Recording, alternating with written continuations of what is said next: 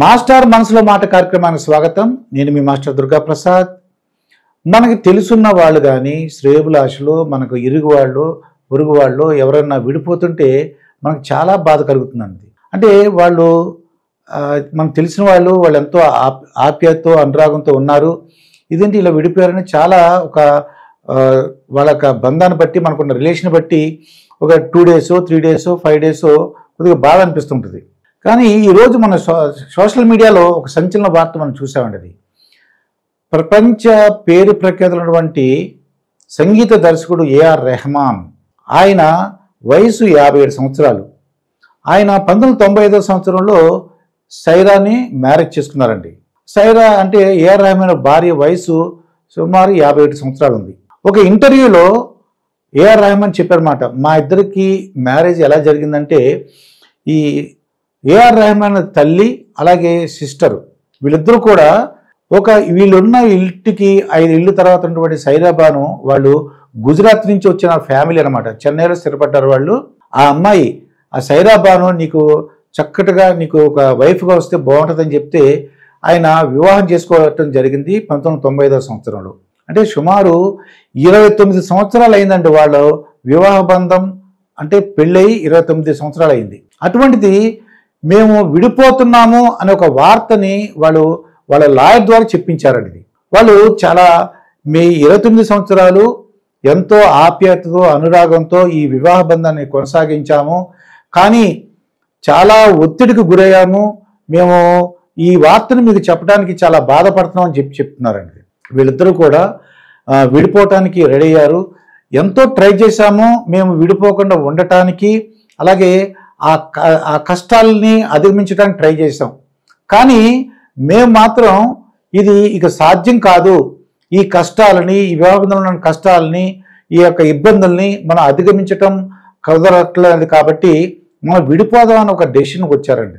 వీళ్ళిద్దరికి సైరాబానుకి ఏఆర్ రెహమాన్కి 2 అమ్మాయిలు 1 అబ్బాయి అండి.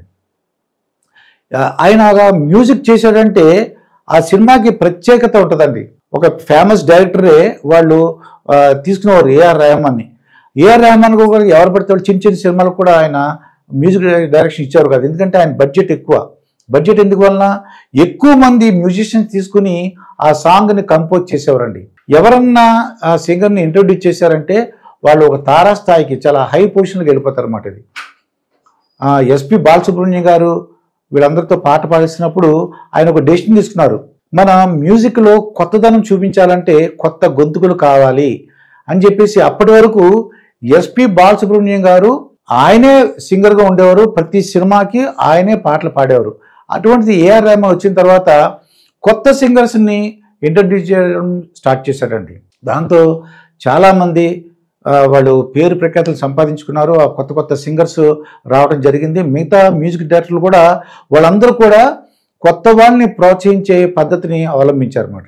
అయితే వీళ్ళు విడిపోతూ కొద్దిగా రిక్వెస్ట్ చేశారండి. ఇది ఏఆర్ రెహమాన్ సైరాబాను వాళ్ళ అబ్బాయి అమీన్ ఏం చెప్పాడంటే, మా తల్లిదండ్రులు ఇద్దరు కూడా ఈ యొక్క 29 సంవత్సరాల వివాహ బంధాన్ని ఆపుకుని అంటే తెంచుకుని వీళ్ళు విడిపోతున్నారు, వాళ్ళు వ్యక్తిగత గోప్యతను మీరు కాపాడండి, వాళ్ళని ఎందుకు విడిపోతున్నారు, కారణాలు ఏంటి అని ఊహించడాలు, సోషల్ మీడియాలో పోస్టులు పెట్టడం, అలాగే యూట్యూబ్లో కానీ ఫేస్బుక్లో కానీ సోషల్ మీడియాలో ఎక్కడ కూడా మా వ్యక్తిగత గోప్యతను బయటకు తీసుకొచ్చేలాగా మీరు ప్రయత్నించకండి అని చెప్పి విజ్ఞప్తి కూడా చేశారు. ఇది కానీ వాళ్ళు కొన్న ఇబ్బందులు, వాళ్ళ భార్యాభర్తలు కొన్న ఇబ్బందులు ఏంటో మనకు తెలియదు, కానీ ఆ యొక్క లవర్స్ అంటే ఈ మ్యూజిక్ లవర్స్ అందరూ కూడా చాలా బాధపడ్డ సంఘటన అనేది. సైరాబాను అయితే చాలా యాక్టివిటీస్లోను ఆ వచ్చిన డబ్బుల్ని కొంత విద్యకి, వైద్యానికి, అలాగే కమ్యూనిటీ డెవలప్మెంట్ ప్రోగ్రామ్స్లో ఆవిడ పార్టిసిపేట్ చేసేది. తెలిసినంత వరకు జనరల్గా కొంతమంది మనం ఆ వ్యక్తిగత కారణాలు వెతుక్కోకూడదు, కానీ ఇంత మంచి పేరు వచ్చిందంటే జనరల్గా వాళ్ళు ఆ ఏఆర్ రెహమాన్ గారు ఆ వృత్తి మీదే వాళ్ళు కాన్సన్ట్రేట్ చేస్తారండి. ఇంకా నిద్రపోయినప్పుడు తప్ప లేచినప్పుడు ఎప్పుడు కూడా ఇక కుటుంబ సంగతి పట్టించుకోరు.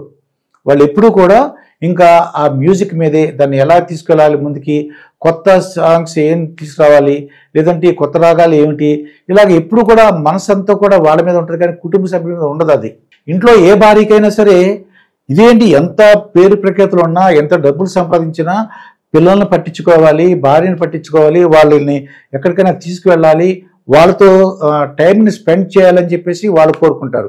బహుశా అటువంటివైనా గొడవలు అయి ఉండొచ్చు. మనం ఆ వ్యక్తిగత గోప్యతను మనం దాన్ని డిస్టర్బ్ చేయలేం. కానీ జనరల్గా అందరూ అనుకునే పరిస్థితి ఏంటంటే ఆయన ఎటువంటి కొద్దిగా ఈ టైం స్పేర్ చేసి ఉండకపోవచ్చు, ఇది ఇంతకాలం ఇంకా కష్టాలు అధిగమించడం కష్టం కాబట్టి ఇంకా విడిపోవడం తప్పదని చెప్పేసి వాళ్ళు ఈ నిర్ణయం తీసుకున్నారని చెప్పేసి చెప్తున్నారు. ఏమైనా ఇక ఇటువంటి పునరావృతం కాకూడదని మనం కోరుకుందాం. మరొక వీడియోతో మీ ముందుంటాను. మీ మాస్టర్ దుర్గా ప్రసాద్.